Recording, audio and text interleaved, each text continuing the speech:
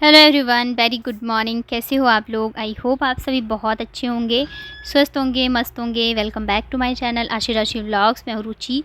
तो सुबह का टाइम है और यहाँ पे मैं कर रही हूँ लंच बनाने की तैयारी। तो आप सोच रहे होंगे कि अभी कल तक तो मैंने मायके वाला व्लॉग डाला था और ये अचानक से मैंने ये आज मतलब अपने यहाँ का व्लॉग कैसे डाल रही हूँ मैं जयपुर का।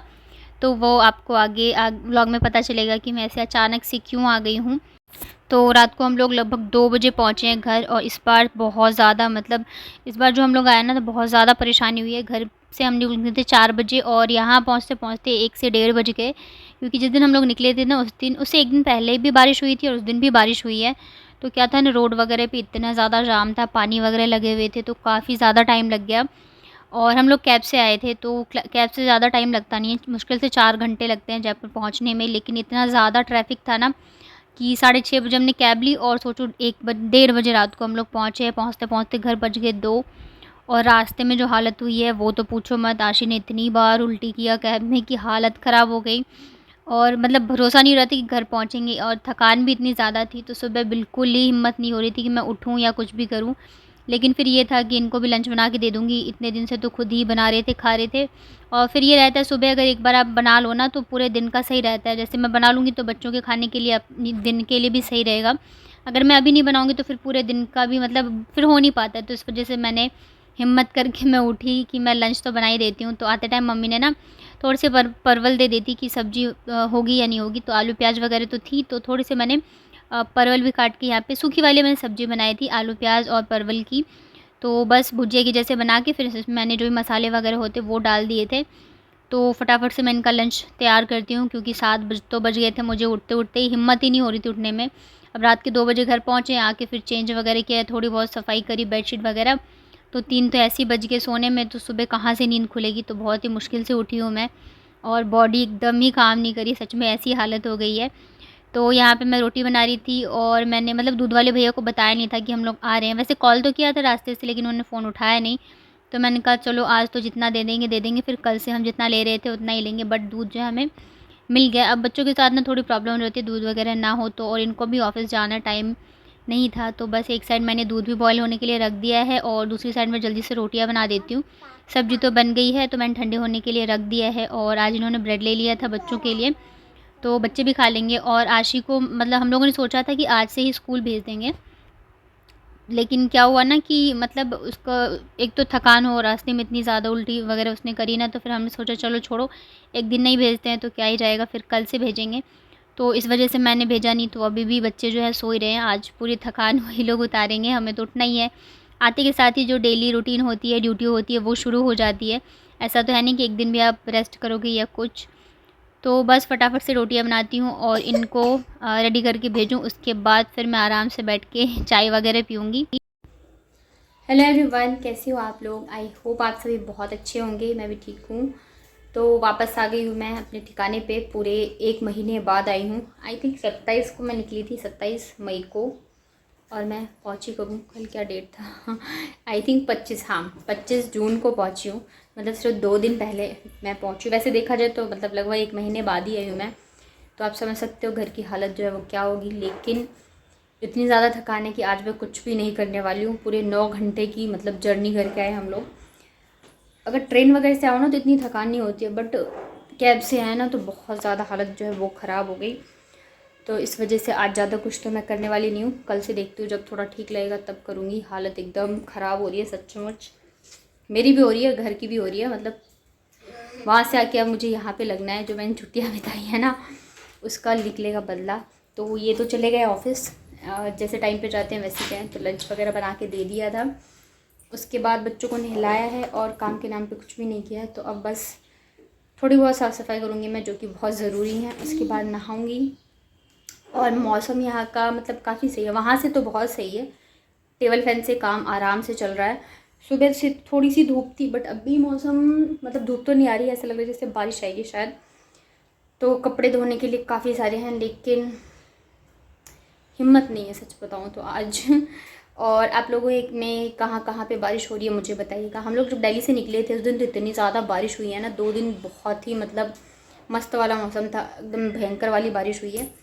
तो आते आते हम लोग वहाँ का भी मौसम अच्छा करके आए। अब तो पता नहीं कैसा है, मम्मी से बात होगी तब पता चलेगा। बाकी यहाँ का भी मौसम बहुत ही अच्छा है। तो फिर चलिए थोड़ी बहुत काम की शुरुआत करते हैं और फिर मैं आप लोगों से मिलती हूँ। तो दिन तो बस ऐसे ही निकल गया, ज़्यादा काम वगैरह किया नहीं क्योंकि बहुत ज़्यादा ही थकान थी, तो ज़्यादातर रेस्ट पे ही रही। और आशी को हल्का सा फ़ीवर सा भी मुझे लग रहा था, तो मैंने मेडिसिन दे दिया था। उसके बाद ये शाम का है, तो मैंने सोचा बच्चों को थोड़ी देर में छत पे लेके चली जाती हूँ। और यहाँ का मौसम बहुत ही अच्छा हो रहा है, आप देख ही रहे होंगे। अभी 4:30 या 5 ही बजे थे, लेकिन बहुत ही अच्छा सा मौसम था। दिन मतलब पूरे दिन में ना थोड़ी-थोड़ी करके बारिश जो है वो आ ही रही है, तो मौसम बहुत ही अच्छा है। और बच्चों को लेके मैं छत पे इसलिए भी आ गई क्योंकि अभी 1 महीने से ये बाहर थे, तो कभी दादी के घर, कभी नानी के घर, तो वहाँ इन्हें लोग मिल रहे थे। और यहाँ आए हैं तो अकेले हो गए हैं, तो इस वजह से मैंने कहा छत पे आएँगे ना तो ये पड़ोस में जो बच्चे वगैरह रहते हैं, तो इन लोगों की दोस्ती है, तो ये खेलते रहते हैं, बातें-वातें करते रहते हैं। तो इस वजह से मैं लेके आ गई थी, थोड़ी देर ये लोग जो है मतलब खेलेंगे। और तब तक यहाँ पे मैं कर रही थी वॉक। और मम्मी का भी कॉल आ गया था क्योंकि मैं जब से आई हूँ तब से मैंने फ़ोन ही नहीं किया था। मतलब भाई का तो कॉल आया था पहुँची या नहीं पहुँची। जब हम लोग पहुँचे हैं ना उसके बाद फिर वो लोग सोए हैं, तब तक फ़ोन करते रहे कि पहुँचे या नहीं पहुँचे। तो यहाँ पे मम्मी का कॉल आया था, तो बस वही बातें-वातें करी। और उसके बाद फिर यहाँ पे आज ना ये भी जल्दी आ गए थे। वैसे लेट आते तो मेरा तो ये था कि नहीं लेट ही आएँगे, लेकिन आज ये भी जल्दी आ गए थे। तो सबसे पहले तो जाके हम लोग सब्ज़ी वगैरह लेके आए क्योंकि घर में सब्ज़ी बिल्कुल भी नहीं थी। बस वही आलू प्याज़ था, वो भी मैंने सुबह बना लिया था तो ख़त्म हो गया। तो उसके बाद सुबह ये इन्होंने ब्रेड लिया था, तो आज जल्दी भी आ गए, तो मैंने सोचा चलो मैं नाश्ता बना देती हूँ। तो खीरा भी था, प्याज भी था, तो आज मैं बनाने वाली हूँ वही मेयोनीज़ सैंडविच, तंदूरी सैंडविच, कुछ भी बोल लो उसमें जो आप डाल दोगे वो बन जाता है। तो यहाँ पे बस प्याज को मैंने बारीक-बारीक काट लिया है और खीरा मैंने पहले से ही काट के रखा हुआ है।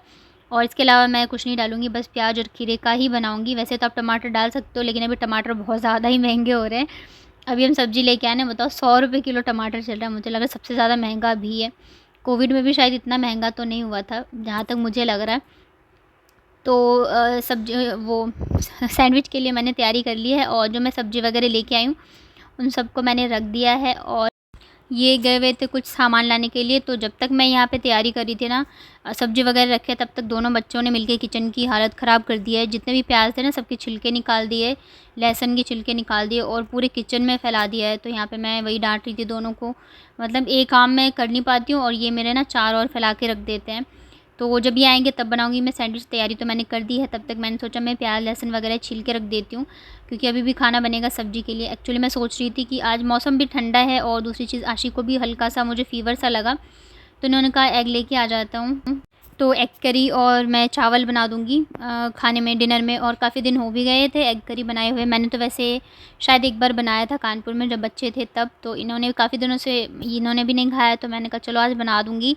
तो उसकी भी तैयारी मैंने कर ली है, इतने में ये आ गए थे। तो यहाँ पे मैंने मेयोनीज़ डाला है, एगलेस मेयोनीज़। उसके बाद मेरे पास तंदूरी मेयोनीज़ भी था, तो मैंने वो भी डाल दिया। और ये दोनों डब्बे मैं काफ़ी दिन पहले लेके आई थी, तो वो अभी तक खुले ही नहीं थे, तो आज फाइनली खुल गए हैं। उसके बाद बस नमक डाला है, काली मिर्च कुटी हुई डाली मैंने और थोड़ा-सा टोमेटो सॉस डाला था। तो इन सबको अच्छे से मिक्स कर देते हैं और बस जो भी हमारा अंदर की जो फीलिंग है ना वो बन गई है। और तंदूरी सॉस सॉरी मेयोनीज़ डालने से ना ये होता है कि आपको एकदम मार्केट वाला टेस्ट आएगा। मार्केट से जब लेते हो ना सैंडविच वगैरह या बर्गर वगैरह, तो उसमें तंदूरी मेयोनीज़ ज़रूर से डला होता है, तो अगर वो आप डाल देते हो ना थोड़ा-सा जो है मार्केट वाला एकदम फ्लेवर आ जाता है। तो यहाँ पे मैं टेस्ट करी थी नमक वगैरह ठीक है कि नहीं। तो उसके बाद चलिए यहाँ पे कर लेते हैं सैंडविच की तैयारी। तो ब्रेड पे मैंने इसको अच्छे से फैला दिया है। तो सबसे पहले मैं बच्चों को ही दूँगी, बच्चे बहुत एक्साइटेड होते हैं ना कोई भी चीज़ बनाओ तो खाने के लिए।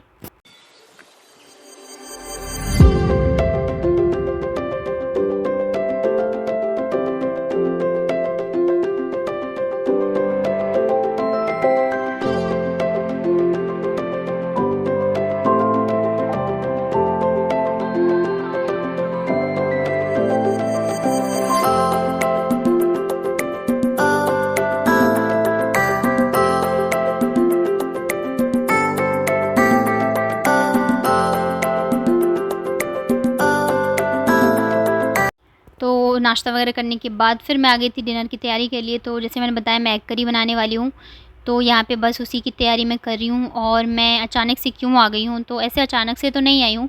क्या हुआ ना कि जो मैंने कल व्लॉग डाला था उसके बाद फिर एक दिन मैं और रुकी थी।